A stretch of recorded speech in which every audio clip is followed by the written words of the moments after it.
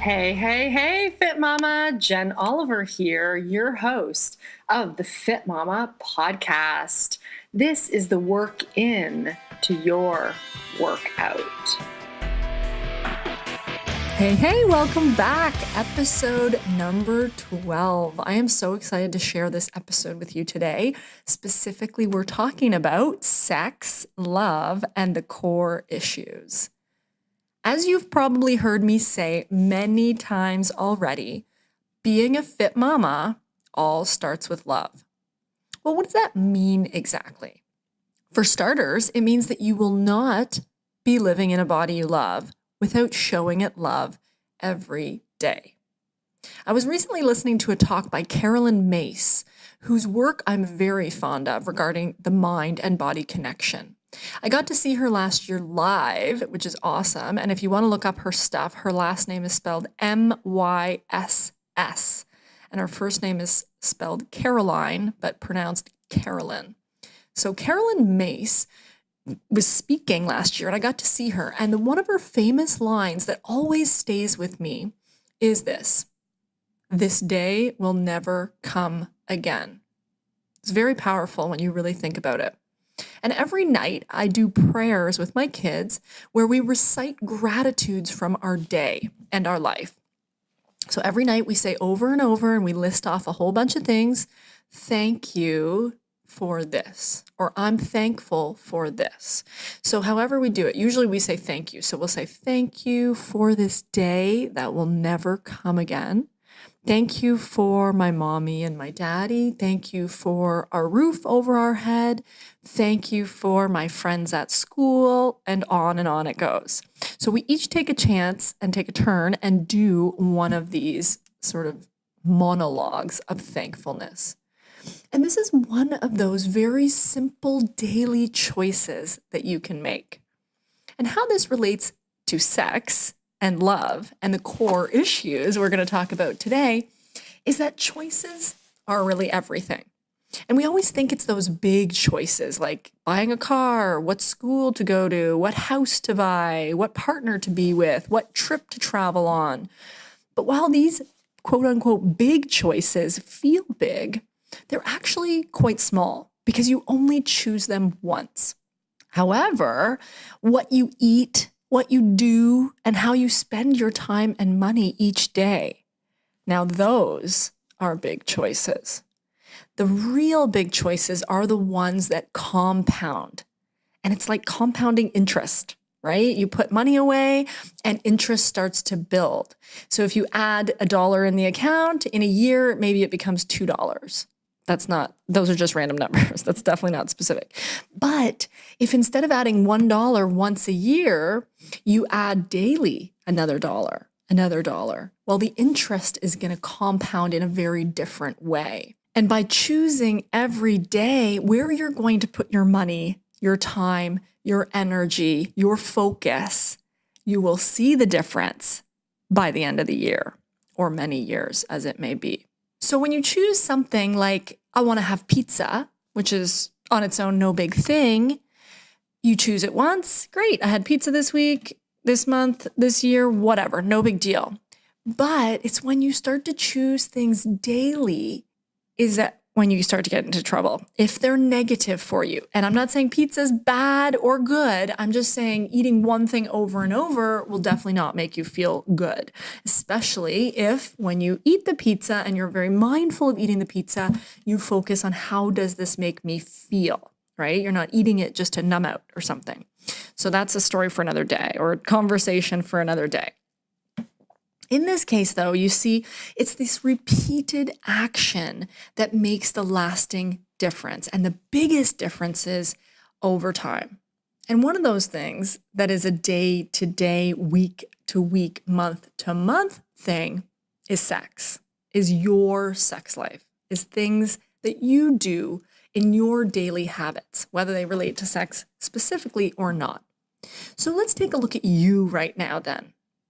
What words, thoughts, actions, and feelings are you creating every day of your life? And are you stuck? Are you feeling stuck in a place of lack?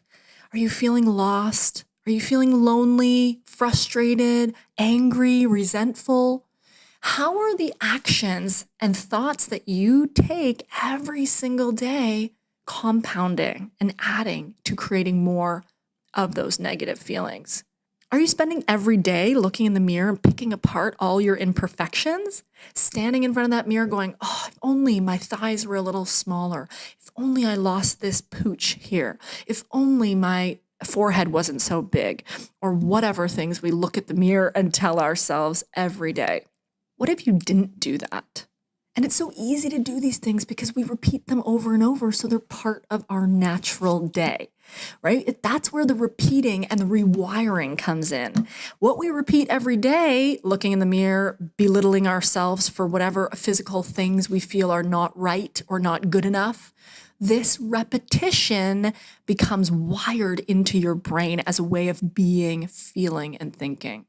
As we talk about in our FitMama Foundations program, each time you repeat something, you are laying down a neural pathway. I like to say it's similar to a ski hill. When the first people decided to ski down the side of that mountain, it was covered in trees, bushes, and boulders probably. Someone first had to clear all that crap out of the way so that you could ski down the ski hill. Right? That's what we're focusing on in this podcast, is clearing the crap and making a new path. And when we start skiing down that path, yeah, it's a little rocky, it's a little shaky, it's a little new, it's a little snowy, it's a little blurry. We're not sure which direction we're going. But if we keep repeating going down that one ski hill, we get better at it. The path becomes clearer and it becomes flatter and it becomes less resistant.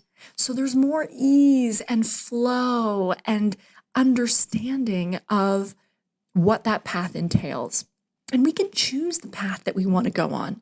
And we can choose to repeat the thoughts, feelings, or words to ourselves that actually makes us feel better and lays down neural networks and neural pathways that feel good, not the ones that come from feeling negative on yourself all the time. And the study of neuroscience explores this exact phenomenon, and it's specifically called neuroplasticity, where the brain changes according to the input that it is getting. So if you've been telling yourself stories over and over, like, I'm not good enough, oh, I could never do that, oh, my thighs are too big, or my life would be better if I just could lose this weight. All of those types of stories that you tell yourself over and over are really just setting you up for heartache daily. Would you ever talk to a friend like that? Would you ever let another person talk to you like that? So why would you undermine yourself in such a way? Have you taken a look back at the last 5, 10, or more years where you've been negative towards yourself, and have you seen this as a way of improving your life? Has it actually helped you? I'm going to go with probably not. It's probably just held you back. So start to notice, FitMama, where you are your own worst enemy. And remember that pact we made last episode, in episode 11, where you drew that line in the sand and you demanded that you would not disparage yourself anymore for any reason. Yes, it takes practice, but that ski hill, that neural pathway will become clear and will feel much easier a path to go down. When it comes to meeting the demands or goals that we have for ourselves, there's just no way to get there and enjoy the ride while putting yourself down along the way. So today I want to open up this conversation that we will surely get back to in future podcasts, specifically today about sex. I get asked this a lot. When people feel comfortable enough to talk about it with me, I get a few common answers when I ask how sex is going postpartum for them. Number one is normally this: I don't have time for it. I don't really feel like it. I never have the energy or desire, and we never really talk about it. Number two is it hurts or something doesn't feel right down there. Number three is normally I don't feel like it or want it, but I feel bad for my partner because I know he or she wants it way more than I do. or way more than we do it. And then fourth, once in a while, is that it's going amazing and we're totally in sync. And this is truly, unfortunately, quite rare. So I would love to hear from you where you fall in this. So how is sex going postpartum for you? Is it going? Where do you fall along this spectrum? There are so many things that affect our sex life, and this by no means is a judgment. It's just one of those topics I really want to broach because it has a huge impact on your life. Yes, I get it. I absolutely get it. One of the most definite impediments, I suppose, one of the biggest impediments to regular sex, having sex whenever you want to have sex, is definitely the kids or potentially lack of energy or time. Yes, lack of energy, lack of time, and not lack of the kids, but having the kids around is usually one of those practical reality type of things that seem to serve as a really good excuse. It's like, well, I really don't have the time, or I really don't feel like it, or my kids are always around. I get that. But these are stories you're choosing to tell yourself. And if it's truly something that you do want more of in your life, then it is something you can have. It comes more down to not taking the time for it because you don't feel like it in that moment. Yeah, of course, you're on a task, you're doing things, you're helping kids, or you're feeling depleted in all areas of your life. Surely sex does not feel desirable. I get that. But I am here to tell you it is worth making the time and pushing yourself gently into it. And by no means do I use the word pushing as a hard negative term. Okay. Pushing yourself into it is like a gentle nudge going, it's going to feel good. You want to connect with your partner. You want to feel good. Your hormones and entire mood and everything will be benefited by having sex. So you can gently nudge yourself into it by getting yourself more into the mood. So you know how I feel about listening to your body and trusting what it says. And this is why this is so important. Because when it comes to sex, especially postpartum, we really do have to know the difference between pain and discomfort with real issues down there, and the difference between that and feeling just out of it or not feeling like doing it. Opening the discussion with your partner is a great place to start. Are you feeling guilty, thinking that they want it all the time, but really you haven't asked? Maybe he or she is tired too, and they're not thinking in that way either. But if you open up the conversation and talk about where each of you are at, something is going to be revealed. And I can't emphasize enough this little truth. The less you do it, the less you will feel like doing it. The less you talk about it, even more likely you're not going to feel like doing it. But the more you do it, the more you will truly feel like doing it. And I know it feels strange, weird, hard to talk about if it's not something you're used to, but I'm telling you, you will feel like doing it the more you do it. And the less you do it, the less you will feel like doing it. It's kind of like eating new foods that you want to try that are healthier, or, I remember quote unquote healthier. Things that maybe you are eating right now aren't feeling good, so you want to try something new. Maybe you want to try starting to go to the gym or doing a new exercise routine. And in general, I'm telling you this, you will never feel like it. You will almost never feel like, yeah, I can't wait to try this new food that I've never had before. Yeah, I can't wait to go to the gym and push myself and sweat, right? We don't usually think we want to do those things. But the truth is, afterwards, oh, the glory, oh, the amazing feelings, right? We don't regret going to the gym. We don't regret eating something that really made us feel energized. And we usually don't regret having an orgasm or multiple orgasms because it feels damn good. We get an energy high. We feel stronger. We feel happier. We feel sexier. We feel stable. We feel more grounded. And did I say sexier? A lot of the time we're so focused on weight loss or eating healthy or pushing ourselves in negative ways that we really want to beat ourselves into feeling better. The truth is that we can talk our ways into feeling better, and we can talk ourselves up to doing behaviors that feel better. And most often we end up talking ourselves out of it. So remember, the old standbys of not having sex or not taking care of yourself or eating fast food or junk food or foods that cause bloating or ODing on sugar are not serving you. And there is a better way. But it's going to feel comfortable, but it's going to feel uncomfortable no matter what. When we try new things and engage in new behaviors, we're working out the kinks. Things don't always feel right the first time. But remember, those old things that aren't serving you anymore need to be moved out of the way. So let that be your motivator to start breaking outside the box. Try something new. Start to reconnect with you and the sexiness of you. And then you can introduce that into your partnership relationship.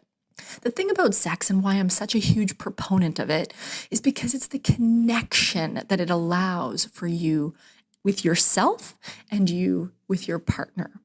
And it's not even sex per se in the way of intercourse. I mean, there are so many ways of indulging in loving yourself and your partner that will lead to a closer connection with yourself and your partner. So don't get yourself in a box where it has to look like this or it has to be that. Start thinking outside the box, pun intended. So often we dismiss it as just not a priority, right? We're like, I don't have time for sex. Who's got time for masturbating? Who has time to do all these things, right? Like, oh, it's such a luxury of only served to the people who can afford all this time, where it's just truly not the case. The partnership with your significant other is literally the foundation on which your entire children's life is built. And regardless of whether you're with your partner or you're single or you have a new partner or you're not with a partner or whatever the case may be, this is a small piece of the puzzle. But when we're juggling 120,000 different things, let's start to move that small piece of the puzzle to the top of the list because the benefits truly, truly outweigh the little insecurities you might have around it. And we'll save the benefits of sex for another episode because that's going to take up a whole lot more time. But I want to run you quickly through the key steps that I engage in and use to help me and my partner connect more. And I'm really going to just lay these out for you and allow you to think about them and think about how these might work in your own life. As a single or married partnered person, one of the key steps to feeling super comfortable with sex is to begin with your own self-pleasure. And I know if you're not used to it, it can feel very strange to touch yourself, to give yourself permission to be alone with yourself, to feel certain things. And it's amazing how little this is talked about in terms of postpartum, but it's literally something that we've all done. We've all had sex at some point to have the baby or babies that we have. So I want to get a little deeper into it because masturbation specifically is a very significant part of you feeling sexy. Have you masturbated before? Do you do so regularly? Do you have a vibrator or other toys that you use with yourself or your partner in bed? How do you keep or make things exciting for yourself and your partner? These are questions to ponder. And this week, I want you to ask yourself these. I want you to journal these questions. I mean, answer the simple question, have you masturbated before? If that's a no, God, you have some fun coming your way. If that's a yes, and you're just out of practice or you're not sure what makes you excited because you haven't done it in a while or because you don't get to the point of really feeling that good, then it's time to explore. And that is so exciting. It's so exciting. So I'll share a few things that have worked for me as someone who has been married now for almost 9 years, and I've been with my partner now for over 13 years. So each of us has a different length of time that we've been with our partner, has a different experience with our partner. But I want you to just consider these 7 things today. Actually, there are 8 things. There are 8 things that I want to talk about today. So I'm going to try and run through these quick because this is a long podcast already, and I don't want to break it up into 2, even though I'm kind of tempted to break it up into 2. But I'm going to go for it right here, right now, and finish this off because I want you to get a lot out of it. And I really want you to consider doing these 8 things. Number 1, make sure that everything feels all right down there. Obviously, if there's pain or other physical issues, then you are going to have core issues around sex. Having sex, pleasuring yourself, pleasuring your partner may be an issue if you're not feeling good down there. So don't wait another minute. Go see a pelvic floor physiotherapist so they can check out what's happening in your deep inner core and your pelvic floor specifically. As well, it's important to go and check things out with your doctor or OBGYN to make sure that everything is healed properly after you had your babies, or if you're going to have more, important to know that everything down there is checked out. Number 2, think back on a time where you enjoyed sex, where you looked forward to it with your partner, or you got excited about that feeling of feeling sexy for yourself or someone else. As moms, we're so focused on keeping our children fed and clothed and peaceful that we forget about our own needs. And remembering the times that you feel good or felt good and you recall all the feelings associated with that will bring back this desire that you want that again. If there was never a time where you really felt sexy or really felt into sex, this is definitely something to explore, possibly on your own or with someone who is a professional. But it is something to consider if you don't remember a time where you felt positive about it. Obviously, if there were traumas or other issues, those are things that need to be worked out, because moving on and moving forward through that pain or trauma is absolutely necessary to you truly feeling good. Number 3, set the scene in your mind. What has to happen for you to feel sexy or feel ready for sex? And don't say it's losing weight. I want it to be possible now for you. So what 5 or 10 things have to be arranged for you to be able to feel sexy and have sex? For me, it's things like my kids obviously not being in the bed with us or sleeping over. That's a huge one and huge issue. You don't want to have sex when your kids are in the room, obviously. This is really important because co-sleeping is a thing and a lot of us do it. That's great. You can go to another room and have sex. You can do sex during different times of the day if your kids sleep with you. Not a good excuse is that they sleep with you so we can never have sex, right? Important to think, what other times could I do it, right? Realizing that while they're at school, I could have sex. Well, they're sleeping. For me, it's when they're sleeping or they're at school. That's the 2 major times that we do it because I don't like to have them really in the house or conscious when I'm having some fun with my man. So think about what situations have to go on. What needs to be in place for you to relax fully and be in the moment, because to actually orgasm and have that really enjoyable experience by yourself or with your partner, it is necessary to fully surrender to the moment, to just relax and be there and nowhere else. Not up in your head, thinking about your to-do list, just being present. So think about those 5 or 10 things, being really present, having the kids asleep or not in the house. Really thinking about what other things. For me, I know it's grooming. That's another big one for me to feel really sexy, right? And for me not to feel like I ate some foods that made me feel really bloated, because that doesn't feel good or feel sexy. What else is it for you? Number 4, know what makes you feel good. Understanding what you like and being able to convey that to your partner is very important. How will you look forward to sex if it's not giving you what you want? Start with yourself and begin a more regular routine of masturbating. Masturbating allows you to explore yourself. And while, yes, it takes time and energy to be alone with yourself and quote unquote practice, the gains are many. If you've ever had an orgasm, you know it's worth the effort to get there. And the many mind, body, hormone, mood, energy, and overall life benefits that we'll talk about at a later date of orgasms are too many and too great to avoid. Sexy time begets more sexy time. And so often we don't take the time and therefore we don't have the motivation to do it again. So take that time and masturbate. Number 5, plan a bit. Plan and create excitement. Yes, we all love the idea of spontaneous, mile-high club sexiness. But in reality, I've been on about 1,000,000 plane rides, and not one of the bathrooms on board made me want to take off my clothes in it.